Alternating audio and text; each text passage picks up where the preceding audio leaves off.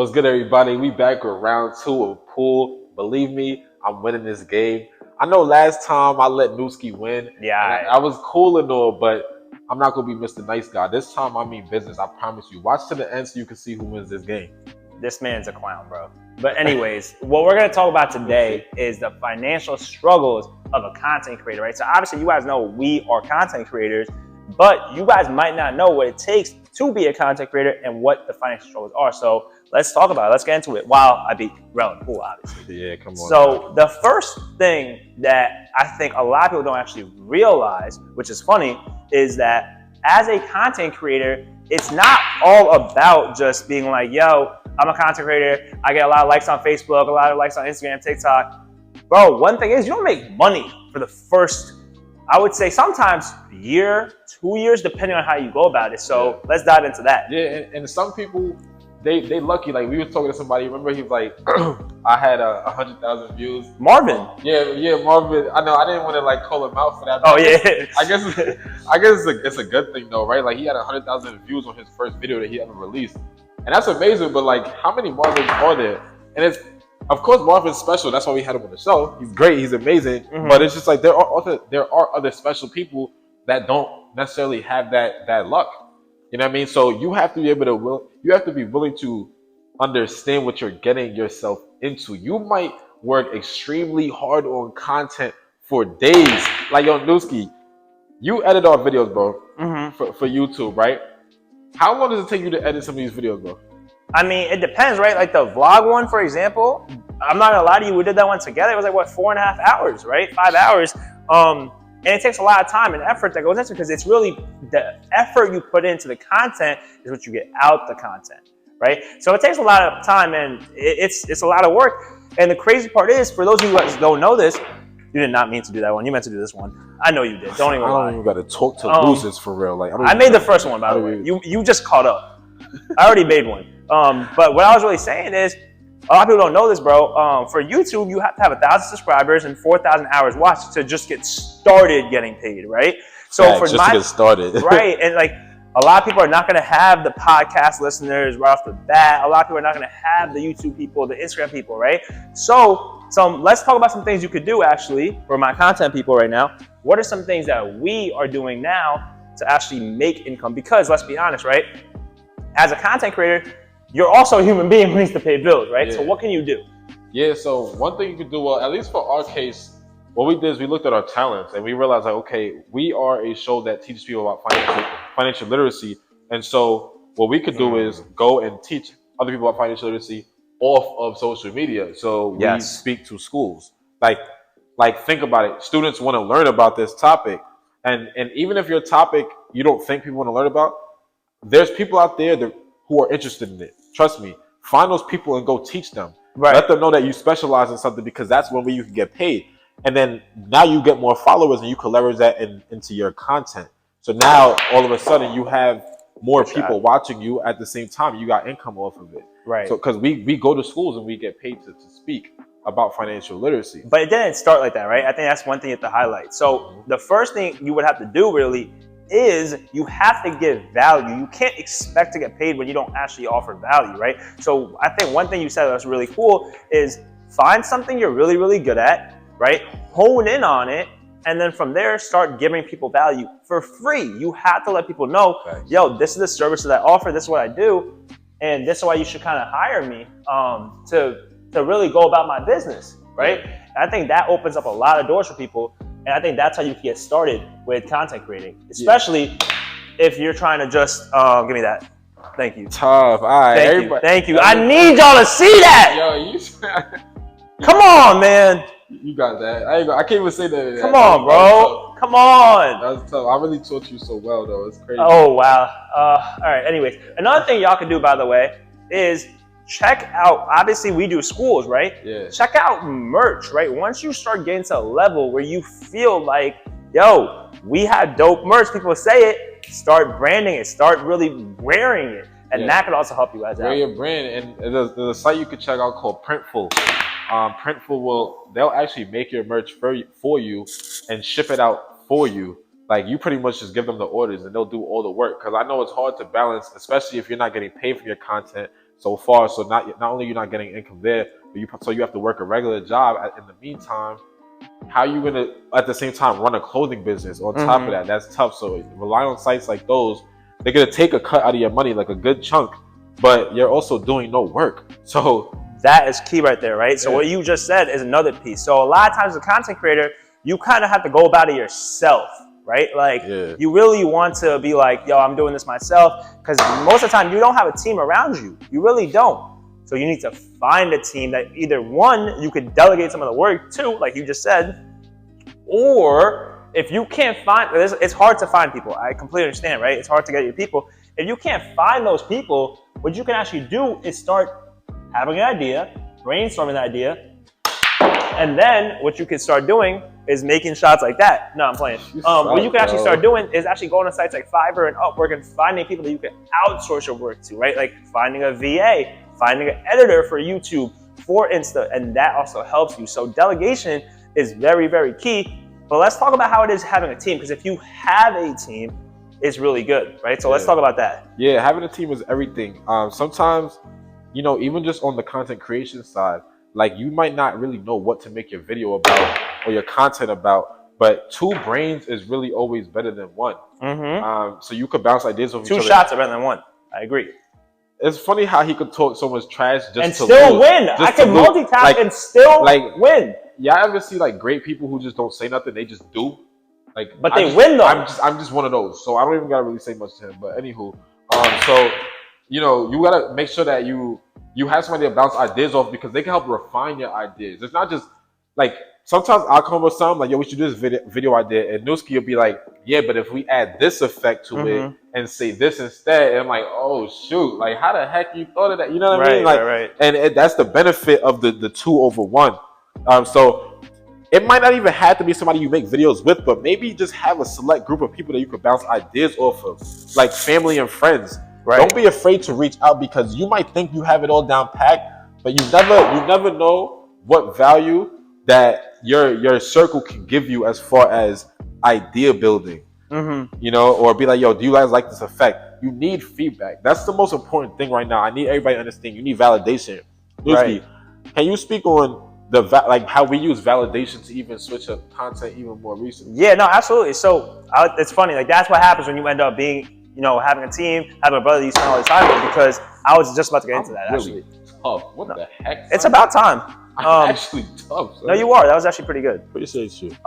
So basically, I think what ends up happening, repeat. Oh, that would be nice. Man. That would have been nice. Not gonna lie to you. Oh damn. Okay, a little bit would have been nice, but let me see.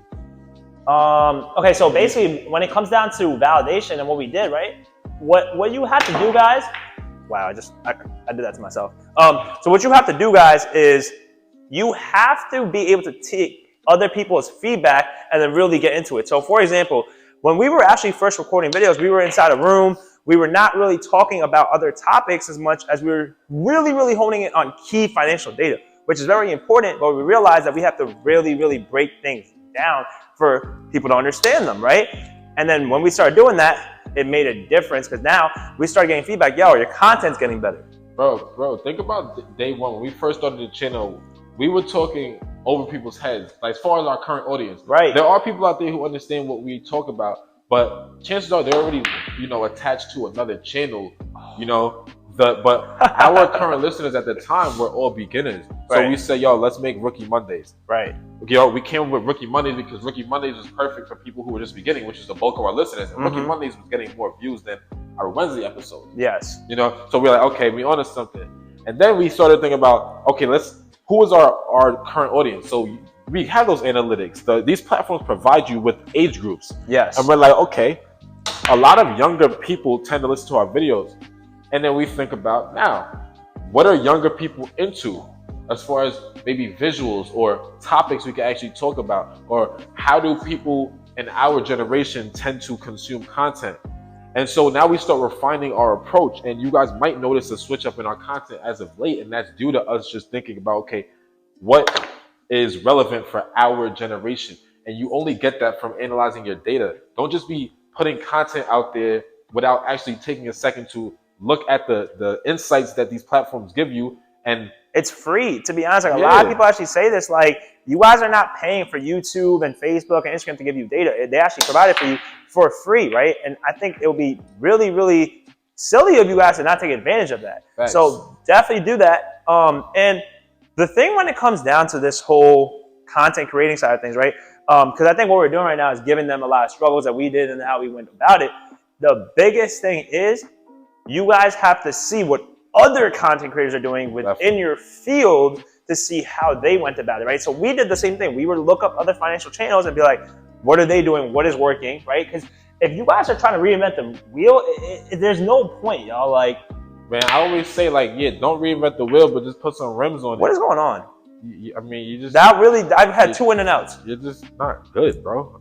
Like, I don't know. Like, you're just not good at the game. That's crazy. Bro. That's really crazy. It's like, you just trash. I don't know why you surprised. Like, that's really crazy, right? But I would say, like, put some rims on it. Don't reinvent the wheel because... Yep. Never a point in doing that. Yeah, because here's the thing. In this space, everybody knows content creation, social media is extremely saturated. Extremely. Everybody want to do the same thing over and over. So you'll never stick out trying to be like everybody else. It's also hard to come up with a brand new idea that's never been tried yet, or a brand new topic at least. But what you would do is put your spin on it. You have to think about what makes you unique. Why do people find value in you? Right. And if you like, so you know, we had these conversations about like, yo, what do people tend to gravitate to us about? 100%. And what makes us unique, right? Yeah. Like that was the biggest part. Like you don't see 2 people doing a financial literacy show and breaking things down about finance the way we do and relate finance to a bunch of different topics that other people like, right? That doesn't really happen much. It's not a thing, especially people from our backgrounds, bro. That's definitely not a thing. So that's what we use personally to give you, some ideas to spark off of. Yeah, you have to find holes in the industry. So if you're in the space of, let's say, makeup, right, and you want to show people how to do makeup videos, where's the hole? Where do you think about when you're a consumer? Like, dang, I need a channel that'll do this for me, or that'll teach me how to do so and so. Right. Find a hole that people are not touching on and fill that hole. That is your job, and that's how you can scale. Because if you're doing what everybody else is doing, and you're starting off, why are they gonna click your video versus the bigger channel's video if you guys are talking about the same exact thing, doing the same exact thing? Yeah, and I think to end this whole process, right, I think you guys are getting a whole spiel of it right now. At the end of the day, y'all, what ends up happening is you guys have to figure out what you like, what your passion is, what you're good at, and how you can provide value around it, while understanding you're not gonna make money in the beginning. You have to have other ways to supplement money. I think that's very key. It is, and I need to make this point before we close that, bro. Yo, look at me, not at his miss, because he's gonna miss. You have to. That made me laugh. He's so trash. That actually made me laugh. You guys have to be willing to spend 20 hours on content and then look at the view count and see 5 views. Zero views. And honestly, no, you could say 5 because half of them, or all of them, are probably going to be you from another account. Let's just be honest. So a lot of people are going to do that same thing, right? For real. So you have to be willing to accept that. You have to be willing to go through that process. So my solution for you when you have that process, because every channel goes through it, and tunnel vision. You know what I mean? Tunnel vision and purpose. Think about, what is my purpose in making these videos? If your purpose in making these videos is strictly for money and it's not necessarily to give value or make people better, then you're doing yourself a disservice ultimately. So that's my biggest thing. Be willing to sit through those times, because they coming, y'all. But the people who withstand, they prevail, right? Every big channel has to go through it, and so you just got to do your due diligence. But basically, that's really what we want to talk about. For all my content creators, shout out to you, Tana, if you're watching right now, because I know you're in your journey. And shout out Bria. We're going to get right on that podcast. Exactly. So there's a lot of people that are doing their thing right now. Continue doing what you're doing, and it will work out. But right now, we're about to finish the game off. Stay tuned to find out who wins. Let's get it.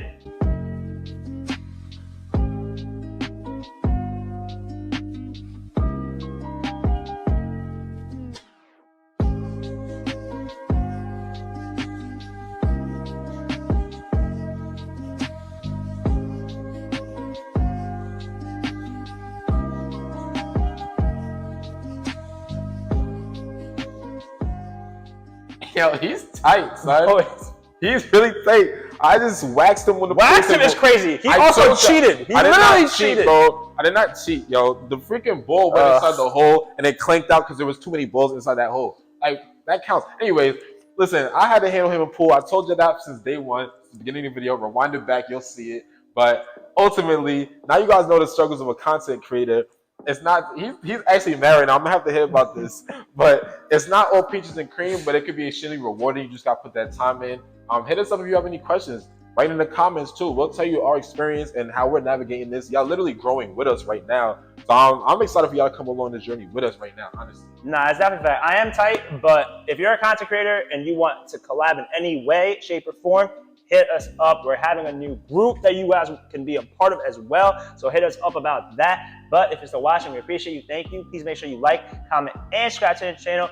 Plus, hit that little notification bell because we drop 2 videos a week. And you don't want to miss them. We appreciate you. Check us out next week. But until then, peace. Peace.